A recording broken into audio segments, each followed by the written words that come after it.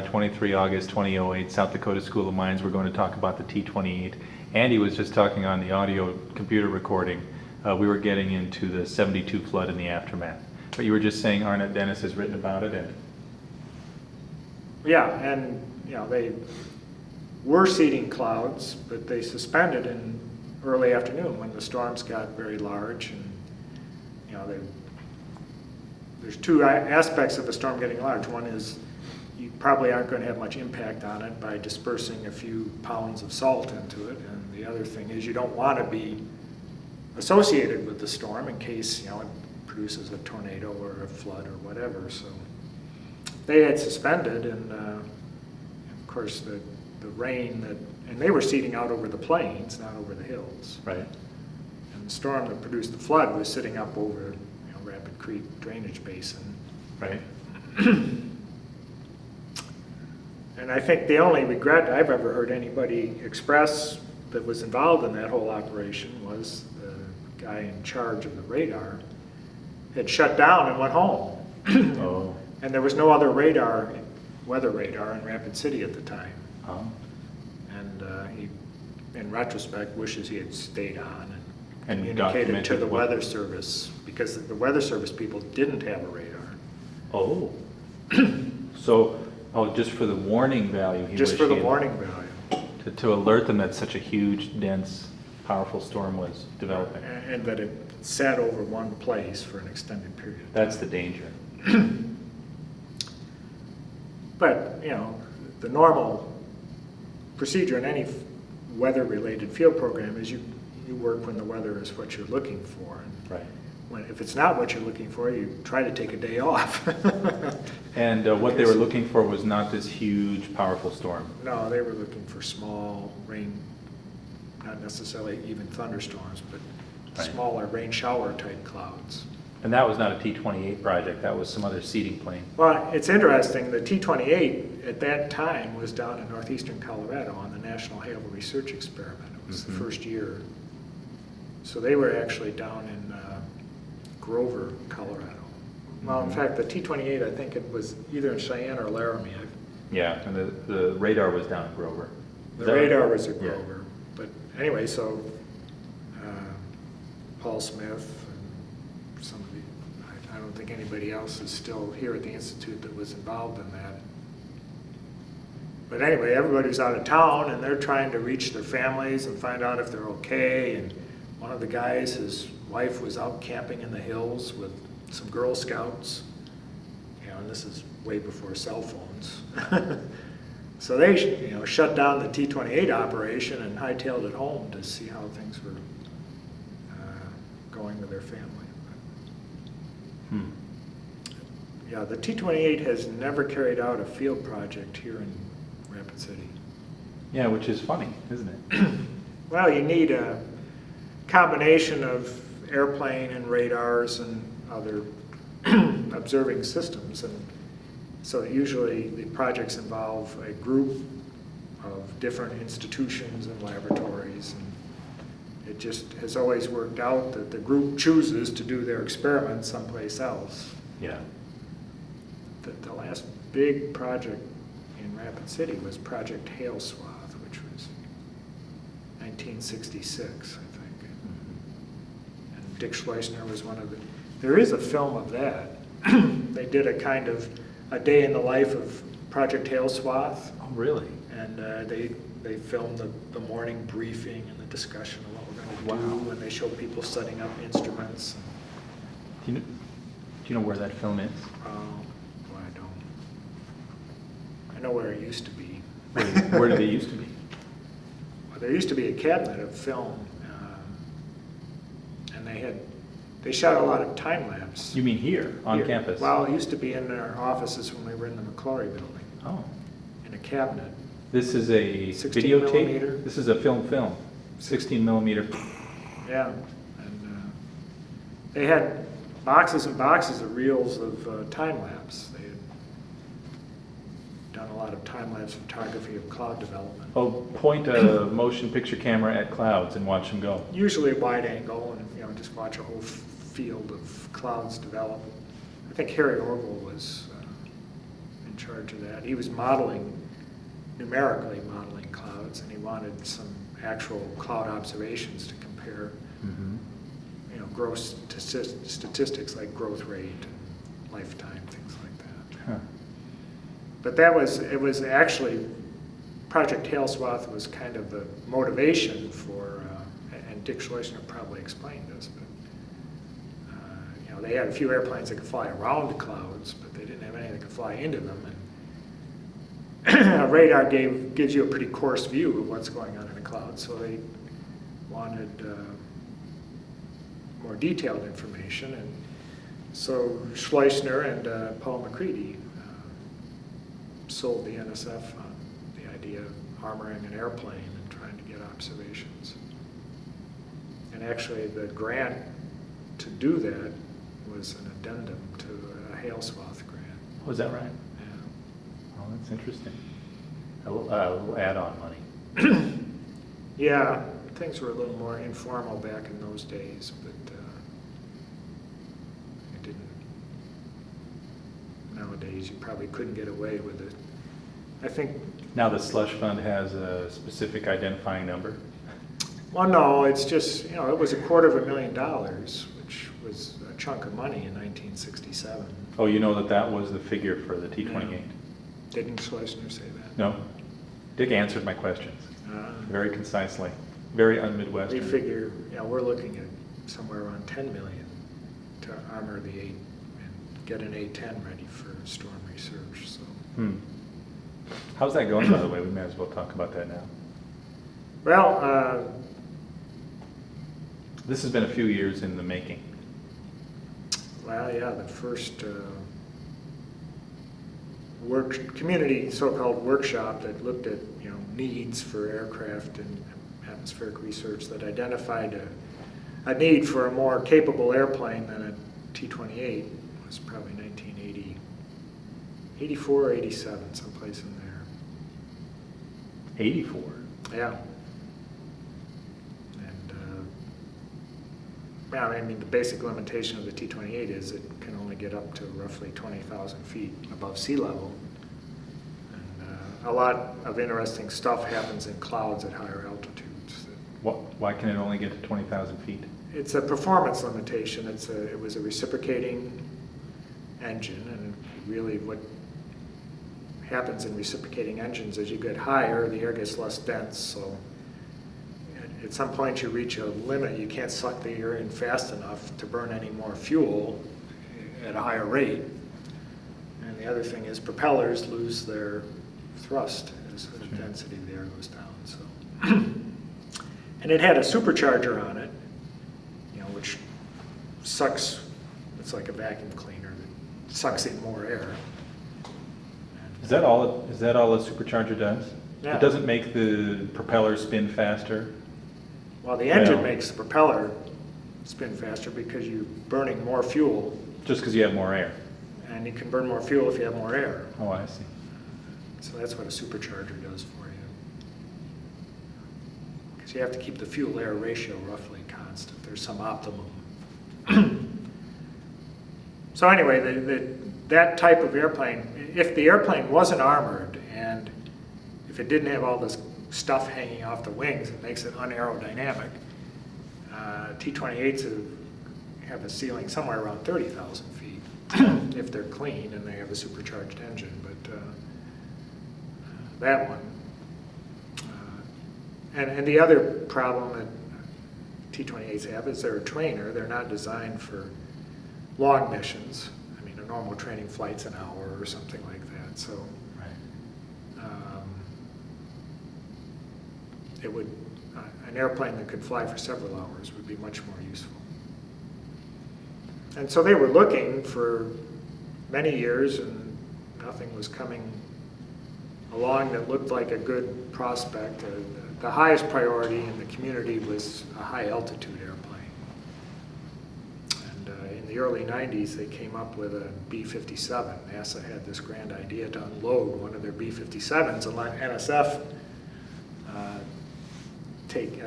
take care of it, and it just proved to be a real boondoggle.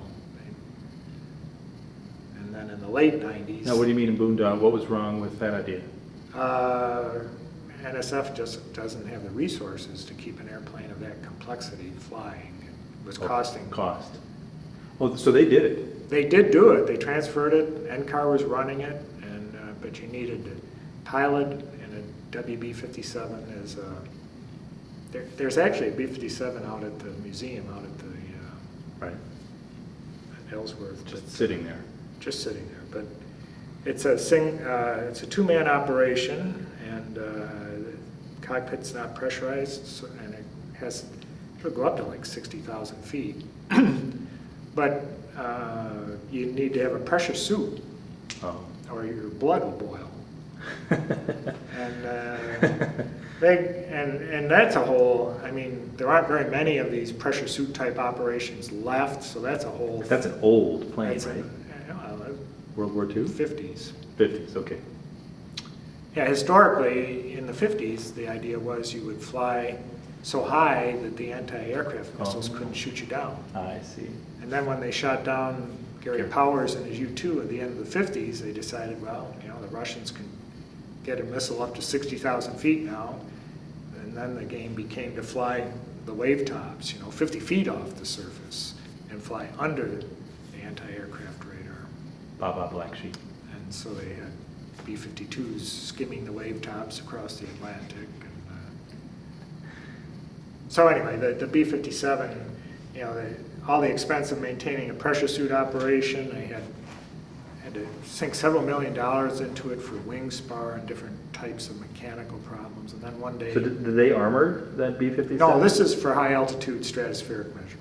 Oh, because this would be way above thunderstorm. Yeah, this wasn't for, the highest priority in the community was judged to be one of these high altitude airplanes so they could look at pristine atmosphere out over the middle of oceans and high altitude stratosphere. So they wouldn't armor any of these aircraft, these high altitude? No, the idea, but once they got that type of airplane, then they would go down the list and say, now we need another armored airplane. Oh, I see.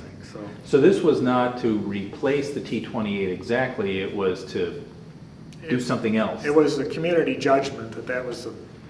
Rather than another armored plane? Capability that was most needed. I see. So anyway, then in '99 they got the money to buy a Gulfstream 5, which is a big business jet, but more modern, much easier to maintain, pressurized cabin, much more cabin space to put more instruments on. Can't fly quite so high, but that was roughly $100 million. And they did that? And they did it. And then, so we kept pushing on the T-20, on the armored airplane business, and had a workshop in '99. And so you build a community that will say, yes, we need this platform to do our research, and these are the critical questions we want to answer using observations from this platform. Because now the Gulfstream is working out. The Gulfstream... We have that high altitude capability. Now we need to go back to the next generation of storm penetrating. To other types of observing platforms. And IAS never wanted to have that Gulfstream with the B-57. No, that's somebody else's. Those are atmospheric chemists by and large. I see. And climate change people. So in '99 you were saying is when IAS started lobbying for... Well, it became clear that the T-28 was, it had been in service since, officially since '68, but really its first major project was '72. Right. So by '99, that's 27 years. And it was pretty clear that, if you were going to really answer new questions, you needed to widen the envelope, get to higher altitudes, carry more equipment, Right. Different things. Because it had answered basically the questions that it could answer. It was obvious that there was some diminishing returns as years went by. But, Were people still applying to have the T-28 in their project? No, that was the other issue, that the number of users was... It was going down. Because it was so specialized, and there just aren't that many. in science. Different topics go through their vogue, and then new ones come along, and by the 90s people weren't that interested in hail anymore. They had atmospheric electricity, chemistry of what goes on when you suck air into a thunderstorm. How does the chemistry occur as that air moves through the thunderstorm, and how does it affect what's up in the upper troposphere, lower stratosphere, things like that. And you needed to be able to carry bigger instruments, possibly have observer or instrument operator on board. I mean, different things that were not doable with the T28. We couldn't even carry a state-of-the-art ozone and nitric acid, nitric oxide type instrumentation. Because it was too big? Too big, needed too much power, needed somebody to be twiddling knobs on it, things like that. Right. So this is when, did IAS start pushing for an A-10 or some kind of aircraft like that? Well, Larger aircraft? really we had a strong advocate at NSF in Jim Hunning. And so he was encouraging us to, look for ways to get. At the 99 workshop, they went through an exercise of saying these are the types of airplanes that might be good. That you could armor or are already strong enough, have the performance, the altitude, the duration, things like that. And somehow, out of all the ones people mentioned, the A-10 kind of bubbled to the top of the list. And so they had some meetings with Air Force people. Charlie Summers met with some, Paul Smith. Jim Hunning was involved. And the Air Force was somewhat reluctant to release a combat-capable aircraft to a civilian group. Right. The T28 that the Institute got was actually one that had been already sold into the civilian market. Right. Do you know much about that? Do you know much of the history of this particular aircraft? I mean, this one? It was owned by a guy named M.H., Mike or Mark. I can't remember what his last name is. Because that was the number painted on the side, right? Yeah, 510 M.H. was. 510 MH. And he just was like a warbird type guy, just wanted a high performance airplane that he could zip around on Sunday afternoons, things like that. But then Paul McCready, his collaborator, really the guy who did the engineering, and if you were to listen to him, the guy who did all the work, was a guy named Robin Williamson. Mm-hmm. And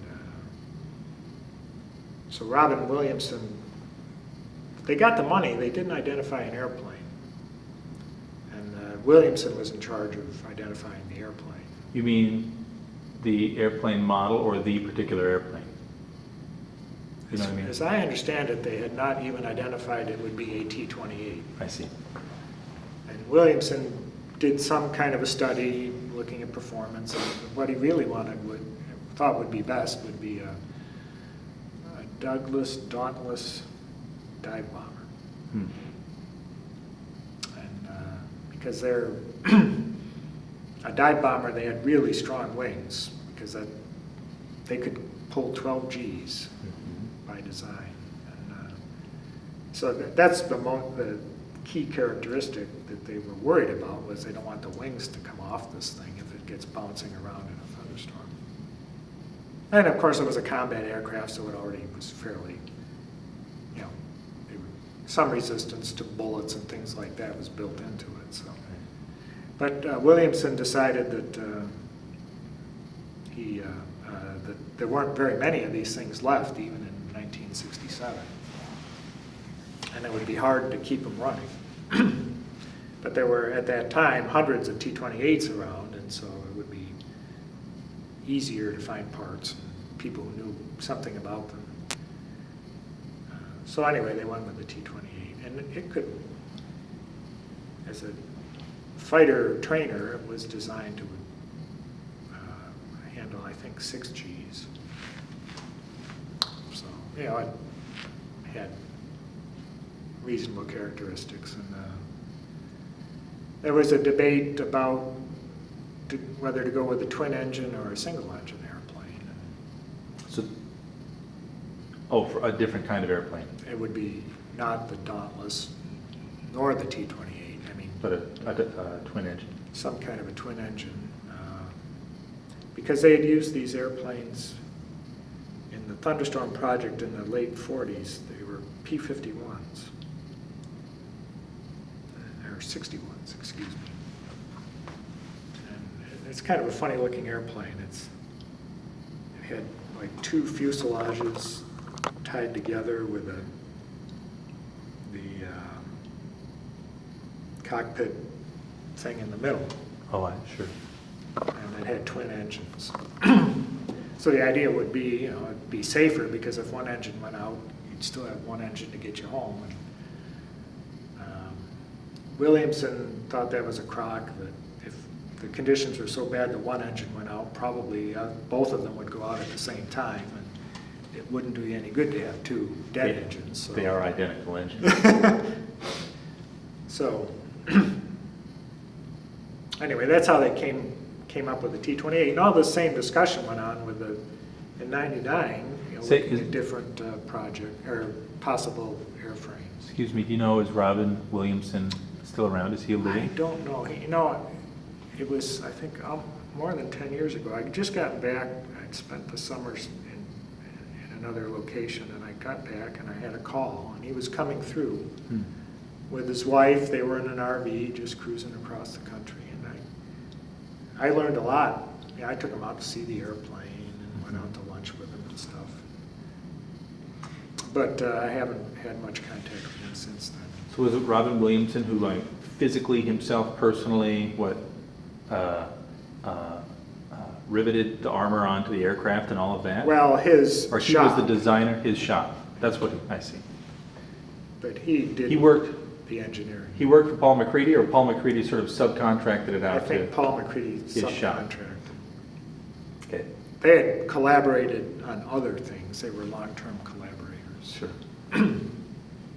Williamson himself did a lot of research, did a lot of flying around big explosion tests. In fact, probably atomic tests. Really? They would be sampling, you know, the idea would be from some measurements you could get from airplanes, you could deduce something about the power of the explosion and how far debris was lofted into the atmosphere and how big the rocks were that were flying up there at 20,000 feet. His hearing was shot, even when he and his wife stopped through here, and you had to really be careful that he understood what you were saying because he didn't have very good hearing. And I think it was from working around airplanes and all these loud explosions for a lot of his career. Huh. He's a California guy. He was in Santa Barbara, and he was in the process of moving to some retirement community in Oregon. And once he moved, I just lost contact with him. You don't know the name of his company back in the 60s, do you? I think it was just Williamson Aircraft Company. Oh, okay. So you were saying all these same discussions were going on then in the late 90s when they were discussing Right. the next generation. What type of engine, how many, you know, how big, carry multiple crew or just one, all these things. And it's funny, you get into a discussion like that and people will throw out, well, you know, I flew this kind of airplane and it was really, I think it would be just ideal. But not everybody had flown all the airplanes, so that, you know, you'd get all these different perspectives. You could kill a lot more people with an A-10 than you could with a T-28. Is that what part of this comes down to? Because the T-28 was itself a combat. Well, it was a used in trainer combat. originally. It got sold off to a lot of third world air forces, and then it was used for close air support, basically. Right. It was, you know, armed and carried small bombs and machine guns and things. But there are not hobbyists, enthusiasts flying A-10s around, as I take it. No, the Air Force hasn't let any. Right, because if there were, we'd buy Well, one. see, what happened was, this was '99, we started talking about it, maybe 2000 or so, becomes, we start doing a little bit more lobbying and investigating, and Senator Daschle was the majority leader in the Senate, and He supported this? He was assisting? I don't know the details, but Mhm.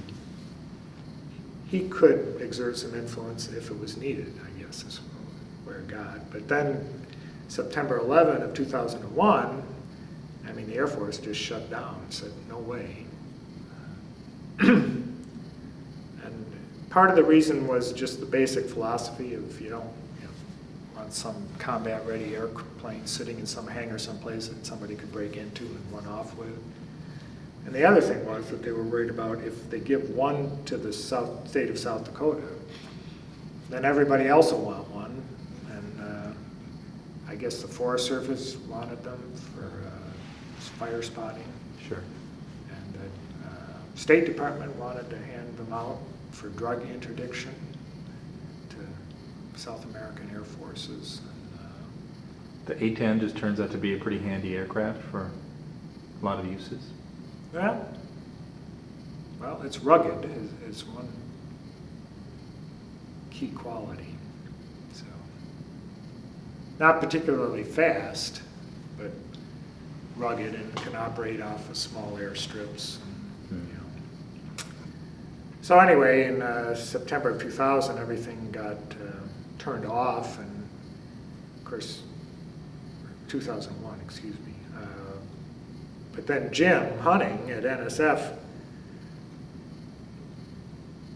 who enjoys challenges, bureaucratic challenges, started to take the tack of involving this group at the Naval Postgraduate School, because then the airplane wouldn't actually be in civilian hands, it'd still be in the Navy inventory or DoD inventory. So anyway, this whole thing developed beyond that. The idea of a collaboration. Right, and if we were involved mainly because of our historic experience, I guess, not because it wasn't like they put out a call for proposals and say, everybody send in your best idea of how to develop an airplane. It was more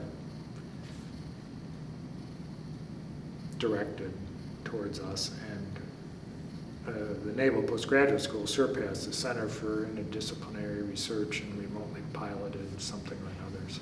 That's part of the Naval Postgraduate School. It's a research arm of the Naval Postgraduate So this School. fits in with the kind of things generally that they're doing? Research? It's a stretch. It's a stretch. They have several like UAVs, Mm-hmm. like Predator and Altus. They do weather research, or what kind of research do they do? Mainly marine boundary layer, I see. because that's what the Navy's interested in, obviously. That's the air right above the ocean. Right, and haze and salt aerosols. And they're worried about propagation of microwaves in the boundary layer. You get all these weird effects where radar bends over horizons. And they're worried about picking up incoming anti-ship missiles. And But they're researchers, and they do proposals, and they publish results in a... yeah, they do. Some of their research is strictly military. It wouldn't be published. Sure. Some of it is more civilian I see. oriented. They have a strong tie to the California Institute of Technology. So, That's Caltech. Caltech. So where does this idea stand?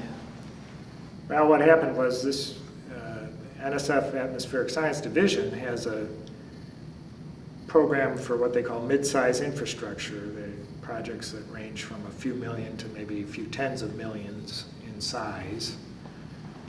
And periodically they put out a call for new proposals for projects in that size range. One went out last year, and so we submitted a proposal. We were to do the A-10 project, and we were one of 20 or 21. They had a pre-proposal. Sure. competition, and 6 were selected to go for full proposal.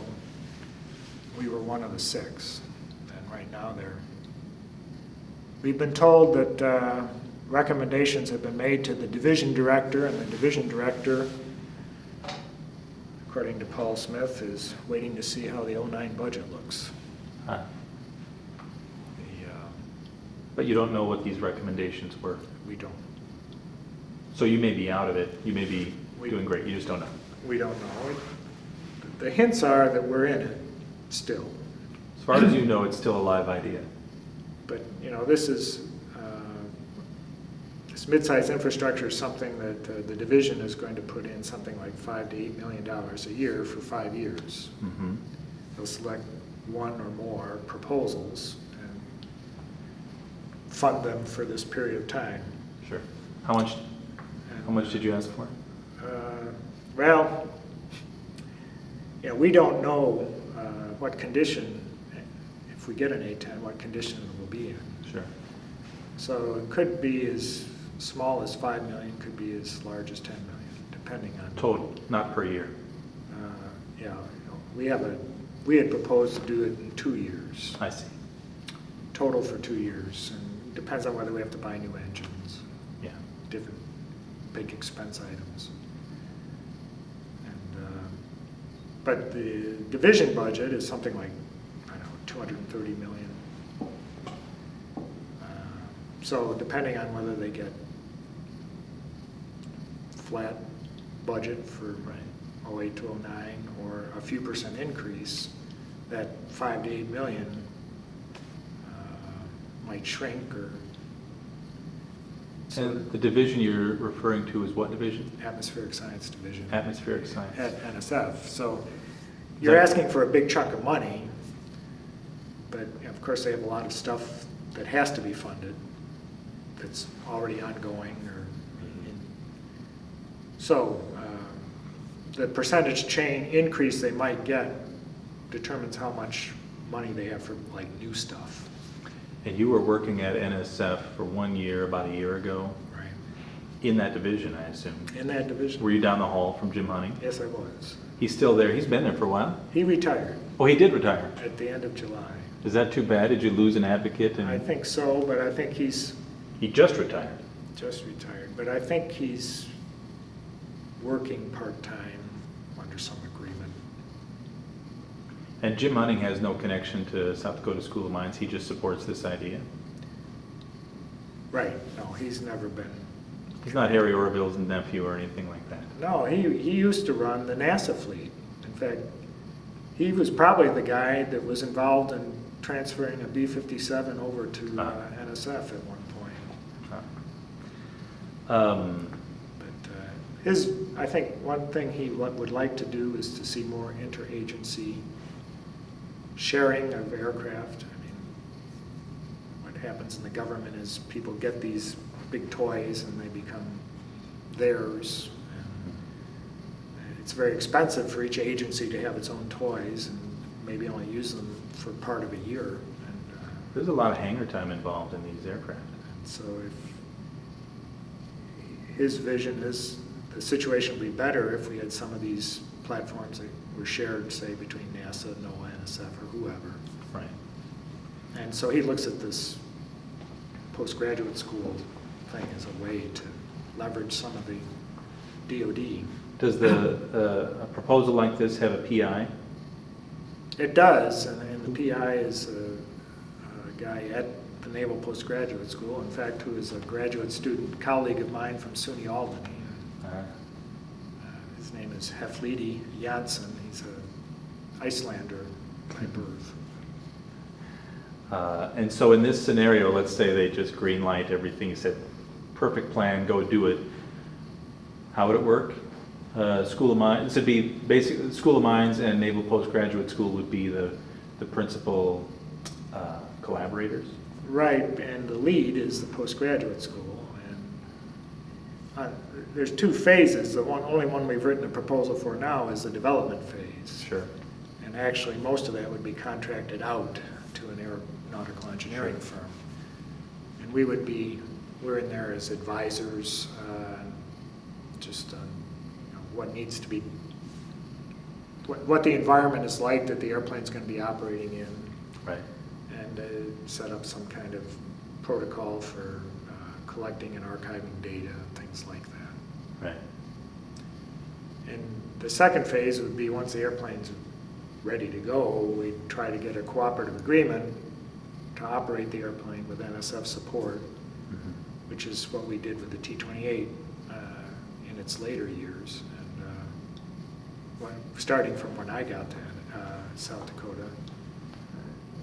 And in that case, Surpass would basically provide the pilot and the maintenance, and School of Mines would do the scientific interaction with the users. I see. What was that? What did T20 have? Eventually, with the T28, NSF set up a, what is the phrase? An operating institution, a Cooperative agreement. cooperative agreement to set up Facility, a facility, an ongoing facility. What do they call it? A facility. just a facility. Okay. I mean, there are a number of them that the Atmospheric Sciences Division supports. They Right. include airplanes and radars. And this is kind of flywheel money, so you're not only dependent on grant by grant by grant. It's enough money to keep the facility available, Okay. do the routine maintenance, hangar costs, storage costs, whatever. So that people can come up the next summer and put it on their Maintain enough project. staff to keep, software updated. Okay. To do things like that. And then if you're going to be used in a project, you get additional money to conduct the project.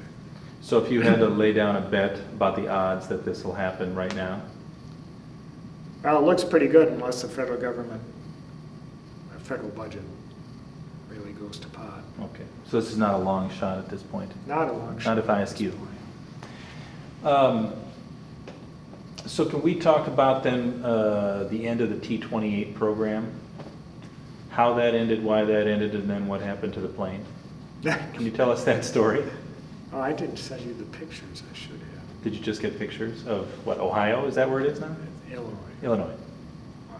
Well, I that's guess right. You were personally there. You took these pictures. how it ended was the problem that we discussed earlier. The number of users that needed the airplane was diminishing, and it basically came down to the only users were us and a group at Colorado State University.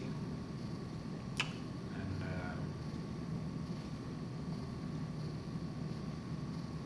so in 2000, we were involved in a major multi-group field project called STEPS, Severe Thunderstorm and Electrification and Precipitation Experiment, That was where? in Goodland, Kansas, Burlington, Colorado, that corner of things. And near the end of that project, we had an engine failure. And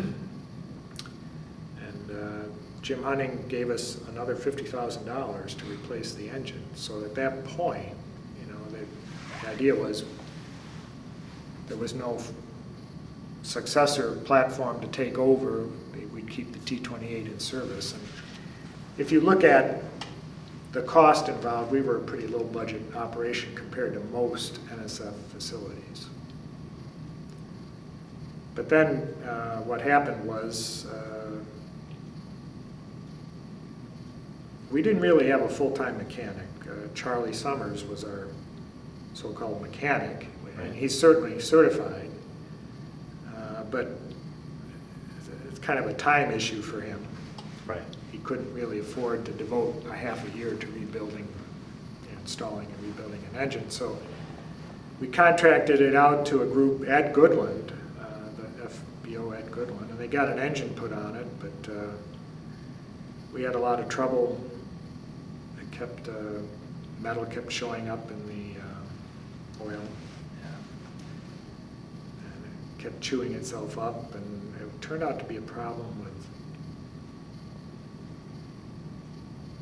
I'd have to check my notes on this. I think there was, part of the supercharger was involved in it. There was a bearing that had failed or something, and so pieces of bearing were ending up in the oil. And this is a very serious problem. Pretty serious. And so then we had another guy work on it down in Greeley, Colorado, where we ran into this problem of not being being able to keep it running without shredding something. And then that was between 2001 and 2002. And we thought we had it fixed, and then we went out in 2003. We did a project in Norman, and the engine seemed to run fairly well there, although I guess we had one generator failure. Charlie was flying at this point? Well, we had 3 pilots starting in 2000. Charlie, Tom, and... Tom. Oh, Charlie, Tom Warner, and... Tom Root. Tom, okay. And the idea was none of them could devote full-time for a month to a project, so we cycled them through a week at a time, so they'd take a leave from whatever else they normally do and come Right. work the project. Now, is that because you could no longer afford to keep a full-time pilot on staff? Was that a money change, or was it just sort of a personnel who happened to be around kind of change? Since the time I was here, in the '87, we never had a full-time pilot. Right. In the early '70s, they did, because the first big project was the National Hail Research Experiment. They flew for 3 months every summer. Oh, I see. And they kept a full-time pilot and a full-time mechanic. But we got down to the point where we were only flying for, say, a month in the summer, or maybe only 3 weeks. Some summers only 2 weeks. The Hail Research Experiment was kind of like a continuous thing. A gravy train, you were going to say. It was supposed to go for at least 5 years. Mm-hmm. And you could count on steady funding, and after that, they ended it early because they could see from the preliminary results that it just wasn't going to demonstrate anything. It wasn't going to demonstrate anything one way or the other? Well, they were investigating a particular hypothesis to reduce on how you could reduce hail damage from hailstorms. Right.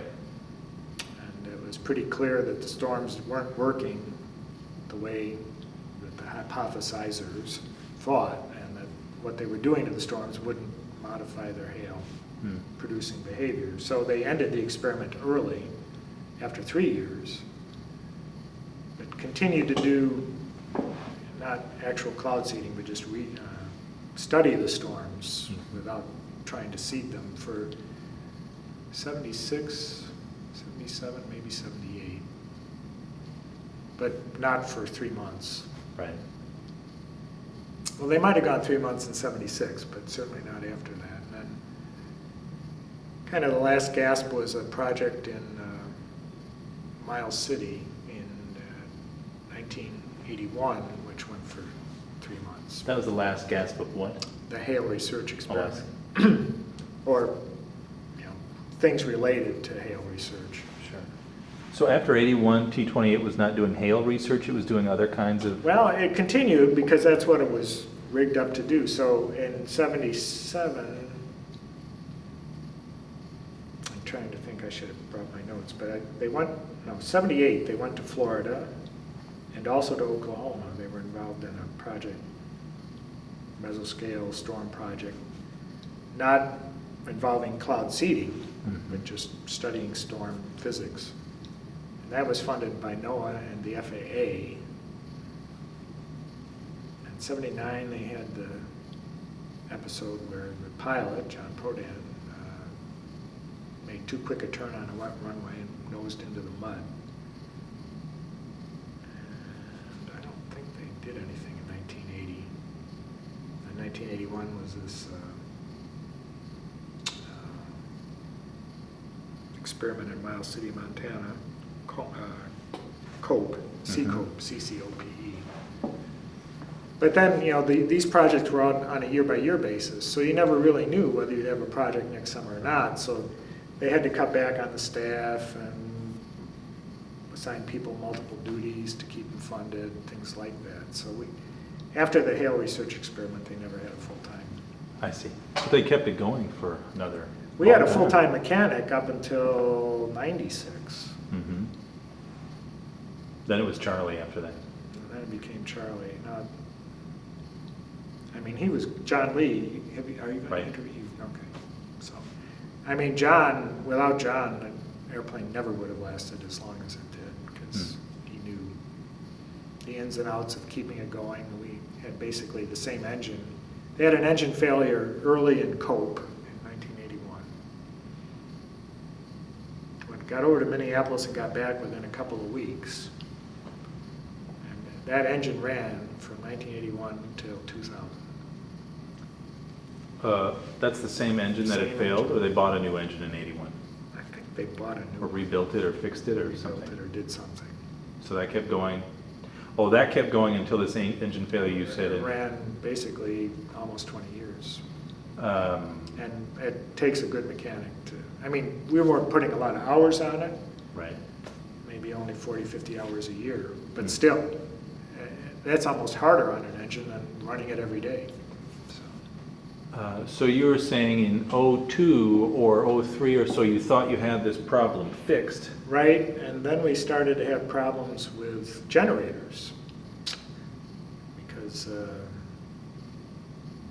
and we never really solved that problem. We'd put a generator in, it would run, and then it seemed like a couple of passes through a cloud and the generator would cut out. So you had no power for the instruments Right. or for anything? By the way, when you said there was an engine failure, did you say it was in 2000? Steps, right. Steps. That You was- mean an in-air engine failure where very- it cut out Very near landing engine failure. just before landing? It was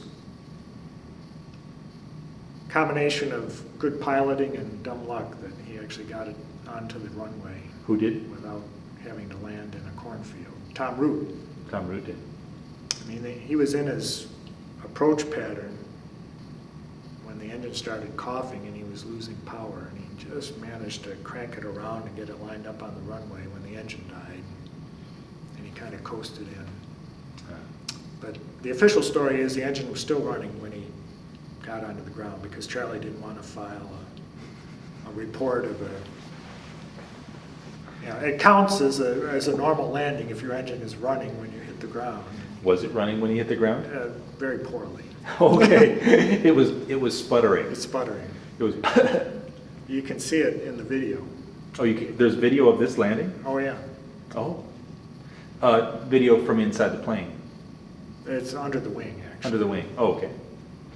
Did you ran those videos commonly, always, ever since? We added video in '98. Oh, okay.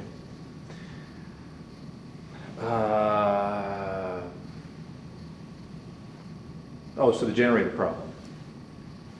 Right. So anyway, we had trouble getting much data because we'd make a couple of passes and then the pilot would call down and say the generator's out. Now the engine keeps running. That's fine. It's just the generator is just needed for these instruments. Right, and for radios and things like that. You know, he's got enough battery power to run the radios, and Okay. these recip engines generate their own sparks, basically. I see. So, and I think, I don't know, you would have to ask Charlie. Sure. But my understanding is that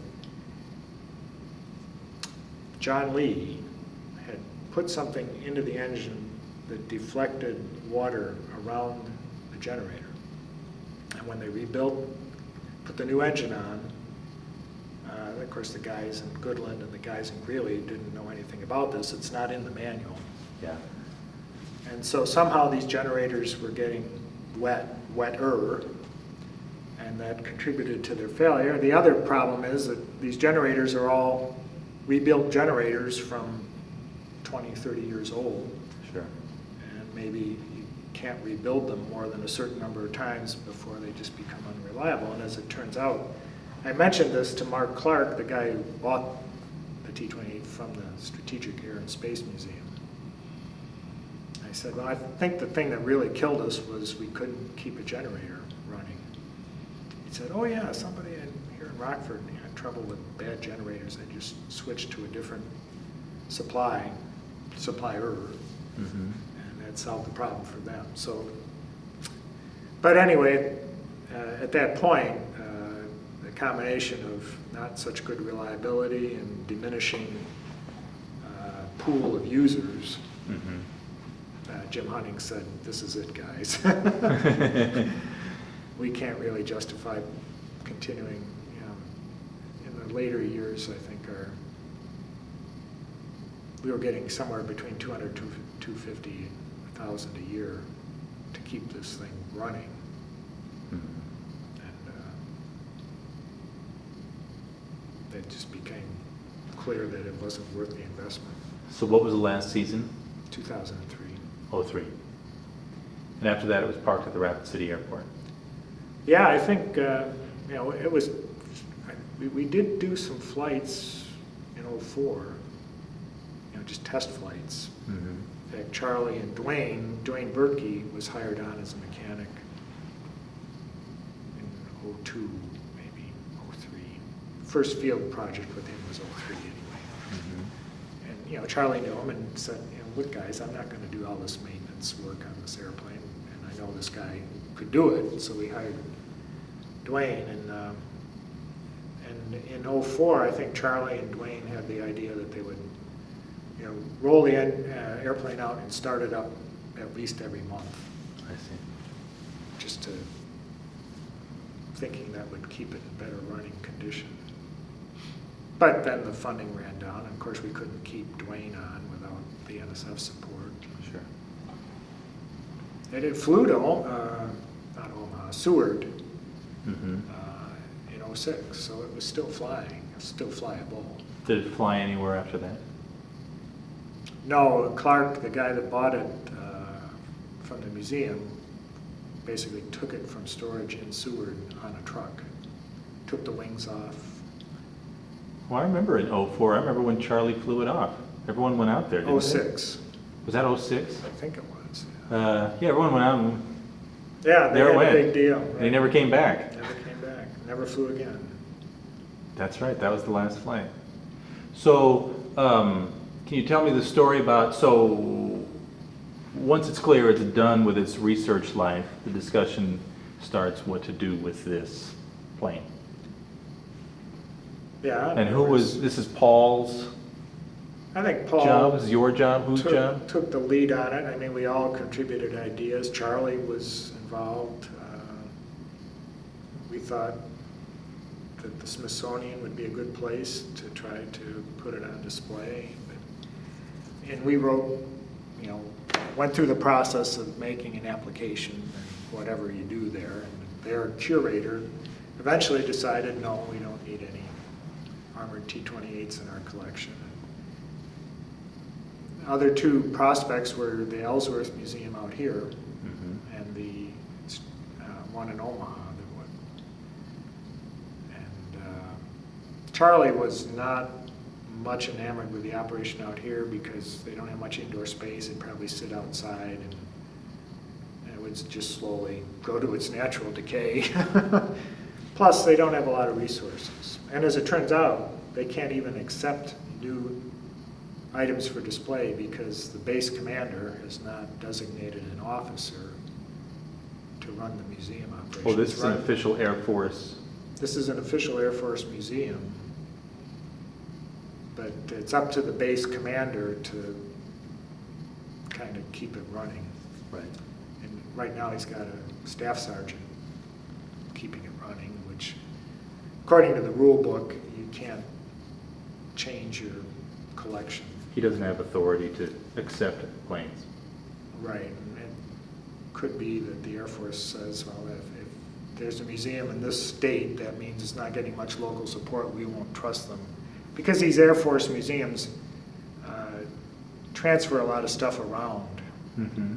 Like the stuff that's out there, there's a B-1, there's a B-29, is really not, doesn't belong to the museum, it belongs to the Air Force, it's on loan. Sure.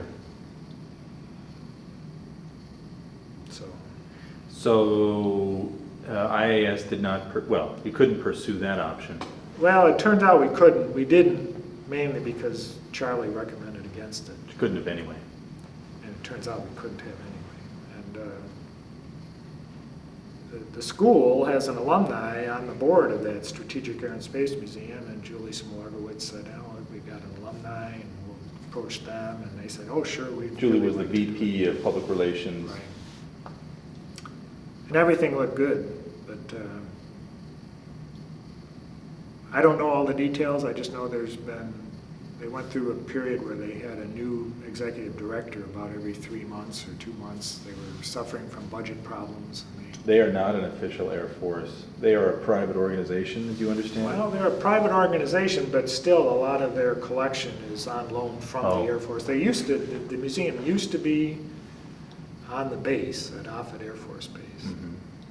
And then they formed an association and did some fundraising, came up with $25 or $30 million, built this beautiful building just off Interstate 80. Mm-hmm. It's quite striking. I mean, you walk into the lobby and there's this SR-71 hanging over your head. But School of Mines was not dealing with some colonel here, it was dealing with the private side of this. In fact, I had toured that museum with a museum studies group that was, one of the students in the group was our daughter's boyfriend when she was in Nebraska. So I just went on the tour one day when he said, we're going to tour the Air and Space Museum with my class. So, and the executive director at the time was a very nice young fellow, and he'd been a youth minister and had gone into this museum work.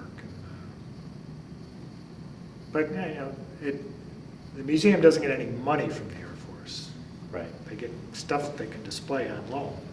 Right. So School of Mines made a deal with them, sold them the plane? No, donated the plane.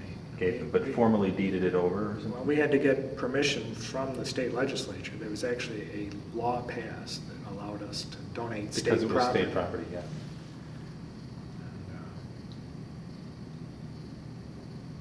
Probably heard the story that in the agreement to transfer ownership, the museum had written in a standard clause that they can de-access any donation should circumstances warrant. And our lawyer that reviewed the document didn't catch it. Because there were no reversion rights to School of Mines. It wouldn't go back to School of Mines if they no once longer you wanted give it. it to them. That's it. It's interesting, discussing this with Julie. I mean, she ran into the same problem. They had that Children's Science Museum down there. And Right. School of Mines owned that? That was state property? But still is? I think maybe? it's city property, actually. But, Okay. for a while, the Children's Science Museum was there, and it was actually supported by Julie's office. And people donated stuff to the Children's Science Museum. And then it became clear that the school couldn't afford to run it.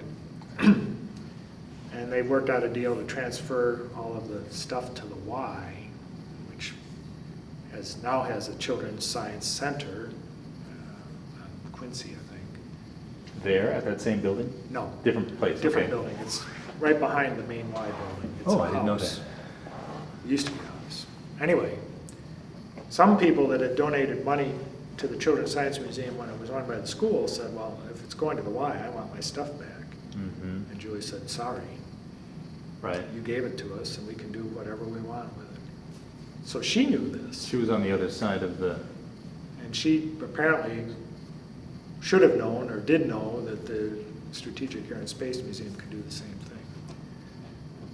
But like I say, they were in some kind of perhaps money plus leadership problems, and they had to raise some cash fast, and most of what they have is on loan. They can't do anything Right. with it. They actually owned our airplane. Right.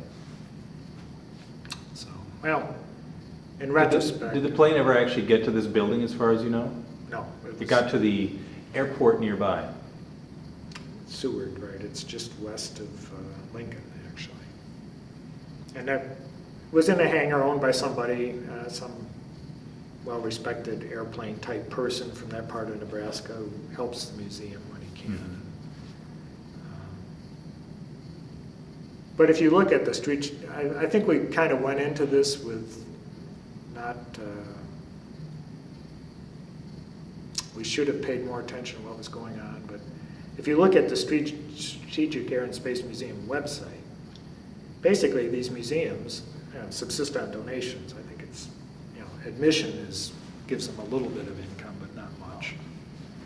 And if you take like a B-17, and there's some Omaha banker who's retired who used to fly B-17s. Right.